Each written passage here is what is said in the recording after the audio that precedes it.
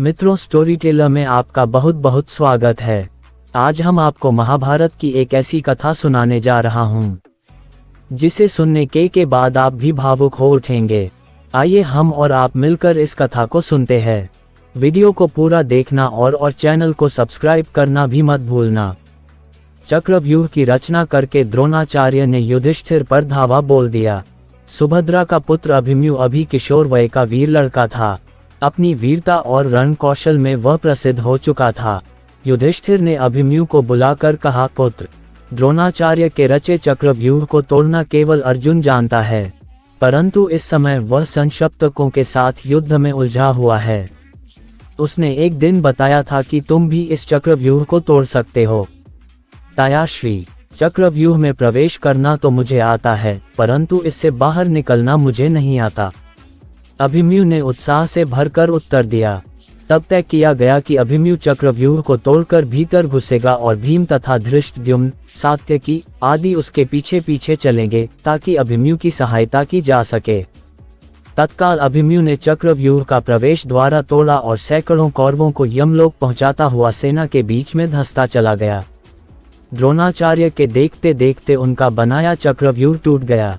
कौरव वीर एक एक करके अभिमन्यु का सामना करने आते रहे और मरते रहे। अभिमन्यु द्वारा किए गए सर्वनाश को देखकर दुर्योधन क्रोधित हो उठा। उसने धर्म अधर्म के सारे नियमों को ताक पर रख दिया। तब द्रोण, कर्ण, दुशासन, अश्वत्थामा, शकुनी, कृपाचार्य और दुर्योधन आदि 7 महारथियों ने अकेले अभिमन्यु को चक्रव्यूह में घेर लिया और उस अकेले पर 7 ने भयानक उधर पांडवों की सेना अभिमन्यु के पीछे पीछे जैसे ही चक्रव्यूह में घुसी, वैसे ही सिंधु देश के पराक्रमी राजा जयद्रथ ने, जो धृतराष्ट्र का दामाद और दुर्योधन का बहनोई था, पांडव सेना को रोका और उन पर टूट पड़ा। चक्रव्यूह के द्वार पर युधिष्ठिर, भीमसेन और जयद्रथ के बीच घमासान युद्ध छिड़ गया। जयद्रथ ने उन्हें आगे बढ़ने नहीं दिया। चक्रव्यूह के भीतर घिरे अभिमन्यु की सहायता के लिए वे नहीं पहुंच सके, परंतु अभिमन्यु ने अकेले ही 7 महारथियों के छक्के छुड़ा दिए। अभिमन्यु की बाण वर्षा से व्याकुल होकर सभी योद्धा पीछे हटने लगे। तभी दुर्योधन के पुत्र लक्ष्मण ने अभिमन्यु पर भीषण प्रहार किया। अभिमन्यु ने भाले के वार से लक्ष्मण को मार डाला। लक्ष्मण के मरते ही कौरव सेना में हाहाकार मच गया। दुर्योधन चिल्लाया, इस पापी अभिमन्यु का इसी क्षण वध करो। एकाएक सभी महारथी उस पर एक साथ टूट पड़े। अभिमन्यु रथविहीन हो गया तो वह रथ का पहिया उठाकर उन पर झपटा। तभी दुशासन के पुत्र ने उसके सिर पर गदा से प्रहार किया। गदा का प्रहार पड़ते ही अभिमन्यु के प्राण पखेरु उड़ गए। ये दृश्य देखकर धृतराष्ट्र का पुत्र युयुत्सु क्रोधित होकर चिल्लाया, धिक्कार है तुम्हें। तुम सब ने मिलकर एक बालक की हत्या की है और ऊपर से हंस रहे हो। यह जघन्य पाप है। युयुत्सु धर्मप्रिय था। उसने अपने हथियार फेंक दिए और वहां से चला गया। अभिमन्यु की मौत से पांडव शिविर में मातम छा गया। युधिष्ठिर विलाप करने लगे कि अब वे अर्जुन से क्या कहेंगे। सभी उन्हें सांत्वना दे रहे थे। उधर संशप्तकों त्रिगर्तों का संहार करके अर्जुन और श्री कृष्ण मार्ग में लौट रहे थे तो अपशकुन होने लगे। अर्जुन चिंतित हो उठे। श्री कृष्ण ने अर्जुन को सांत्वना दी।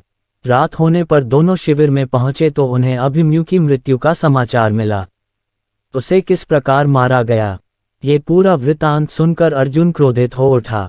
बोला, जिस जयद्रथ के कारण मेरे प्रिय पुत्र की मृत्यु हुई है, उस जयद्रथ को मैं कल सूर्यास्त से पहले मार डालूंगा।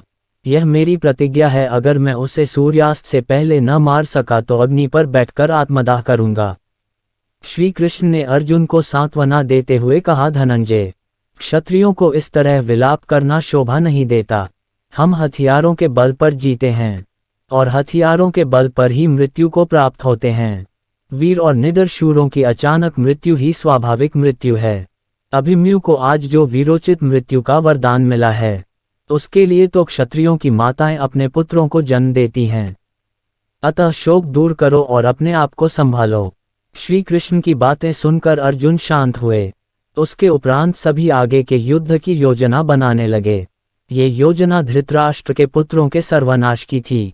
मित्रों, अगर आपको महाभारत की यह कथा पसंद आई तो चैनल को सब्सक्राइब करें और वीडियो को लाइक करना ना भूलें। अब मिलते हैं एक और कथा के साथ, तब तक के लिए जय हिंद।